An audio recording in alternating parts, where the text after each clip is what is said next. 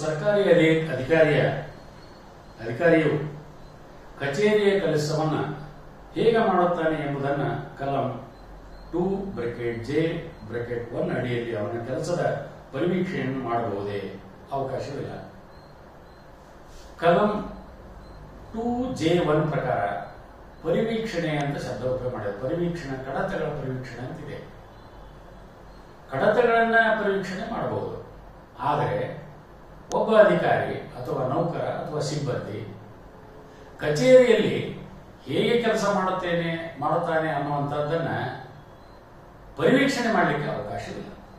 ಯಾಕಂದ್ರೆ ಇದು ಕಡತದಲ್ಲಿ ಲಭ್ಯವಿಲ್ಲದ ಮಾಹಿತಿ ಅಲ್ಲ. ಖಾಸಗಿ ಆಸ್ಪತ್ರೆಗಳು ಮಾಹಿತಿ ಹಕ್ಕು ಕಾಯ್ದೆ ಅಡಿಯಲ್ಲಿ ಒಳಪಡುತ್ತವೆ? ಇಲ್ಲ. ಸರ್ಕಾರದಿಂದ ಯಾವುದೇ ಅನುದಾನವನ್ನು ಪಡೆದೇ ಇರುವುದರಿಂದ ಅವುಗಳನ್ನು ಸಾರ್ವಜನಿಕ ಪ್ರಾಧಿಕಾರಗಳೆಂದು ಪರಿಗಣಿಸಲು ಅವಕಾಶವಿಲ್ಲ. ಯಾಕೆಂದ್ರೆ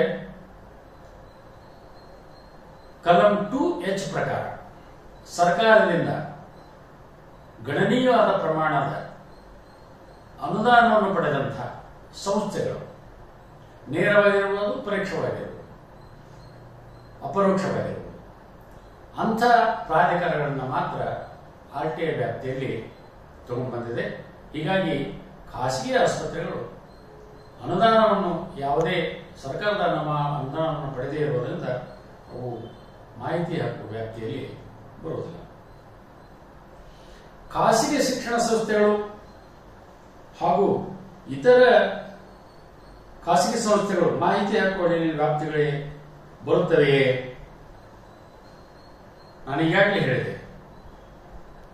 2(h)(d) ಪ್ರಕಾರ ಸರ್ವೋಚ್ಚ ನ್ಯಾಯಾಲಯದ ಆದೇಶ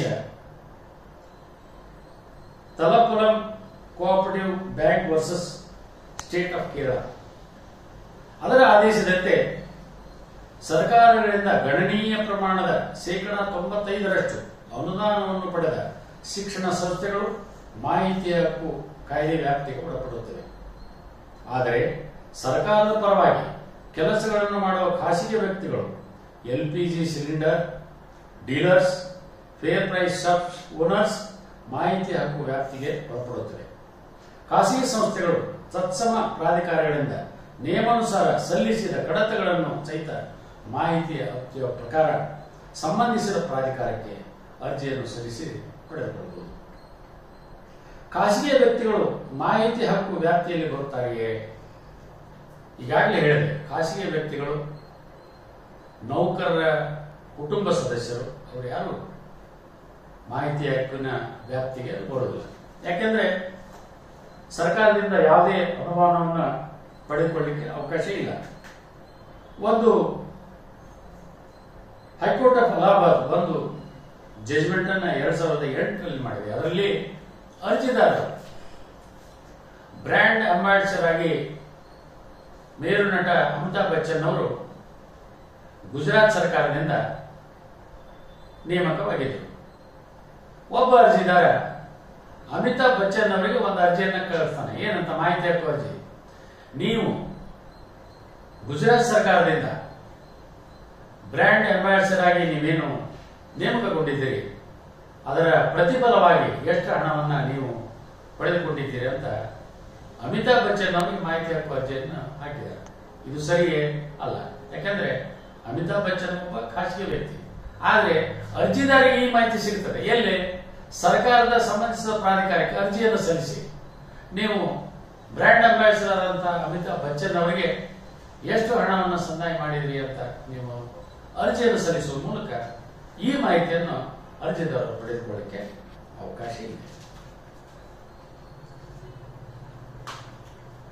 ಅರ್ಜಿದಾರರು ಮೂರನೇ ವ್ಯಕ್ತಿಗೆ ಸೇರಿದ ಕಟ್ಟಡವನ್ನು ಸರ್ಕಾರಿ ಅಧಿಕಾರಿಗಳ ಜೊತೆಗೂಡಿ ಪರಿವೀಕ್ಷಣೆ ಮಾಡಲು ಅವಕಾಶವಿದೆಯೇ?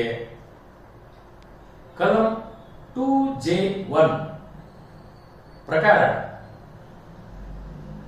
ಅವಕಾಶವಿಲ್ಲ.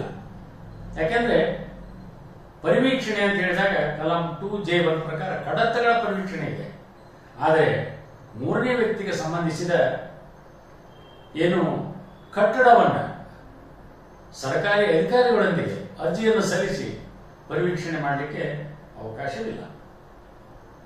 ಅರ್ಜಿದಾರರು ತಮ್ಮ ವಕೀಲರೊಂದಿಗೆ ಕಚೇರಿಯ ಕಡತಗಳನ್ನು ಪರಿವೀಕ್ಷಣೆಗೆ ಅವಕಾಶವಿದೆಯೇ? ಹೌದು, ಅವಕಾಶವಿದೆ. ಯಾಕೆಂದ್ರೆ ಅರ್ಜಿದಾರರು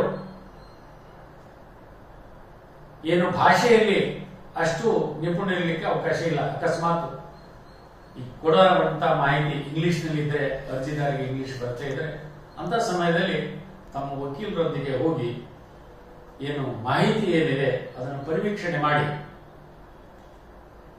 ಮಾಡೋದ್ರ ಮೂಲಕ ಮಾಹಿತಿಯನ್ನು ಪಡೆದುಕೊಳ್ಳಬಹುದು. ಹೇಗೆ ಪಡೆದುಕೊಳ್ಳಬಹುದು ಅಂದ್ರೆ, ಕರ್ನಾಟಕ RTI ರೂಲ್ಸ್ ನಿಯಮಗಳು ಪ್ರಕಾರ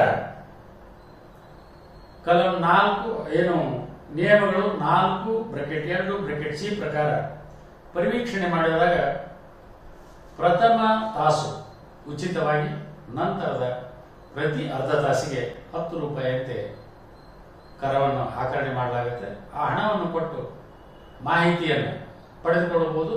ಒಂದು ಪುಟಕ್ಕೆ 2 ರೂಪಾಯಿಯಂತೆ ಹಣವನ್ನು ಪಾವತಿಸಿ ಮಾಹಿತಿ ಅಧಿಕಾರಿಯಿಂದ ಮಾಹಿತಿ ಪಡೆದುಕೊಳ್ಳಲಿಕ್ಕೆ ಅವಕಾಶವಿದೆ. ಅರ್ಜಿದಾರರು ಕಡತ ಪರಿವೀಕ್ಷಣೆಯ ಸಮಯದಲ್ಲಿ ಕಡತಗಳನ್ನು ತಿದ್ದಿದರೆ ಅಥವಾ ನಾಶಪಡಿಸಿದರೆ ಸಾರ್ವಜನಿಕ ಮಾಹಿತಿ ಅಧಿಕಾರಿ ಕೈಗೊಳ್ಳಬೇಕಾದ ಕ್ರಮಗಳೇನು? ಅನೇಕ ಘಟನೆಗಳಾಗಿದ್ದಾವೆ. ಅರ್ಜಿದಾರರು ಪರಿವೀಕ್ಷಣೆಯ ವೇಳೆಗೆ ದುರುದ್ದೇಶದಿಂದ ಆ ಪ್ರತಿಗಳನ್ನ ಮಾಹಿತಿಯನ್ನ ನಡಿಪಡಿಸಿದಂತ ಸಂದರ್ಭದಲ್ಲಿ ಅದು ಕಾನೂನಿನ ಅಡಿಯಲ್ಲಿ ಅಪರಾಧವಾಗುತ್ತದೆ. ಅಂಥವರ ವಿರುದ್ಧ ಸಾರ್ವಜನಿಕ ಮಾಹಿತಿ ಅಧಿಕಾರಿ ಸಂಬಂಧಿಸಿದ ವ್ಯಾಪ್ತಿಯ ಆರಕ್ಷಕ ಠಾಣೆಯಲ್ಲಿ ದೂರು ಸಲ್ಲಿಸಿ ಮೇಲಾಧಿಕಾರಿಗಳಿಗೆ ಇದನ್ನ ಗಮನಕ್ಕೆ ತರಬೇಕು. ಅರ್ಜಿದಾರರು ಅರ್ಜಿಯನ್ನು ಸಲ್ಲಿಸಿ ಕಾಮಗಾರಿ ಪರಿವೀಕ್ಷಣೆಗೆ ಸಂಬಂಧಿಸಿದ ಕಡದ ಸಾಮಗ್ರಿಗಳ ನಮೂನೆಗಳನ್ನು ಪಡೆದುಕೊಳ್ಳಬಹುದು. ಕಲಂ 2(j)(1) ಪ್ರಕಾರ ಪರಿವೀಕ್ಷಣೆ ಮಾಡಿ (2) ಪ್ರಕಾರ ಸಂಬಂಧಿಸಿದ ದಾಖಲೆಗಳನ್ನು, 3 ಪ್ರಕಾರ ವಿಷಯಕ್ಕೆ ಸಂಬಂಧಿಸಿದ ಸಾಮಗ್ರಿಗಳ ಪ್ರಮಾಣಿತ ಮಾದರಿಗಳನ್ನು, 4ರ ಪ್ರಕಾರ ಚಿತ್ರೀಕರಣವನ್ನು ಕೂಡ ಸಹಿತ ಮಾಡಿಕೊಳ್ಳಲಿಕ್ಕೆ ಅವಕಾಶವಿದೆ. ಕಾಮಗಾರಿಯ ಪರಿವೀಕ್ಷಣೆಯ ಯಾವ ಸಂದರ್ಭದಲ್ಲಿ ಮಾಡಬಹುದು? ಕಾಮಗಾರಿಯು ಚಾಲ್ತಿ ಇದ್ದ ಸಂದರ್ಭದಲ್ಲಿ ಮಾತ್ರ ಪರಿವೀಕ್ಷಣೆ ಮಾಡಲಿಕ್ಕೆ ಅವಕಾಶ ಇದೆ. ಯಾಕೆಂದ್ರೆ ಕಾಮಗಾರಿ, ಈಗ ರಸ್ತೆ ಕಾಮಗಾರಿ ನಡೆದಿರುತ್ತದೆ, ಆ ಸಂದರ್ಭದಲ್ಲಿ ಪರಿವೀಕ್ಷಣೆ ಮಾಡಲಿಕ್ಕೆ ಅರ್ಜಿಯನ್ನು ಸಲ್ಲಿಸಿ ಕಲಂ 2(j)(3) ಪ್ರಕಾರ ಮಾದರಿಯನ್ನ, ಸಿಮೆಂಟ್ ಇರಬಹುದು, ಜೆಲ್ಲಿ ಇರಬಹುದು, ಈ ಮಾದರಿಯನ್ನ ಪ್ರಮಾಣೀಕೃತ ಮಾಹಿತಿ ಅಧಿಕಾರಿಯಿಂದ ಪ್ರಮಾಣೀಕರಿಸಿ ಈ ಮಾಹಿತಿಯನ್ನ, ಈ ನಮೂನೆಗಳನ್ನು ಪಡೆದುಕೊಳ್ಳಲಿಕ್ಕೆ ಅವಕಾಶವಿದೆ. ಆದರೆ ಈ ರಸ್ತೆ ಕಾಮಗಾರಿ ಮುಗಿದು 1 ವರ್ಷ 2 ವರ್ಷದ ನಂತರ ನೀವು ಪರಿವೀಕ್ಷಣೆ ಹೋಗಿ ಅಲ್ಲಿಯ ಸ್ಯಾಂಪಲ್ಗಳನ್ನ, ಸಾಮಗ್ರಿಗಳ ನಮೂನೆಗಳನ್ನು ಕೊಡಲಿಕ್ಕೆ ಕೇಳಿದರೆ ಅವಕಾಶವಿರುವುದಿಲ್ಲ. ಹೀಗಾಗಿ ಅದಕ್ಕೆ ಅವಕಾಶವಿಲ್ಲ. ಈ ಚಾಲ್ತಿಯಲ್ಲಿರುವಂತಹ ಕಾಮಗಾರಿಗೆ ಅರ್ಜಿಯನ್ನು ಸಲ್ಲಿಸಿ ಅಲ್ಲಿನ ಮಾಹಿತಿಯನ್ನು ಪಡೆದುಕೊಳ್ಳಲಿಕ್ಕೆ ಅವಕಾಶವಿದೆ.